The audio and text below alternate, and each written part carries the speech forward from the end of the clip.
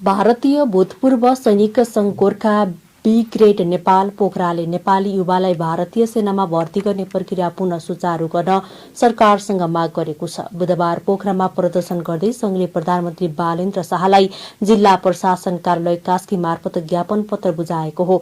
सन् 2022 जुनदेखि रोकिएको नेपाली युवाको भारतीय सेनामा भर्ती प्रक्रिया पुनः सुचारू गर्न कूटनीतिक पहल गर्न संघले सरकारसँग माग गरेको छ।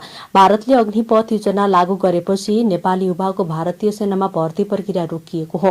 भर्ती प्रक्रिया रोकिँदा नेपाली युवाले रोजगारीको अवसर गुमाएको संघको भनाइरहेको छ। संघले अग्निपथ अन्तर्गत नेपाली युवालाई भारतीय सेनामा भर्ती गर, गृह मन्त्रालयको पत्र बदर गर र भूतपूर्व सैनिकका आवाज सम्बोधन गर लगायतका प्ले कार्ड प्रदर्शन गरेका थिए।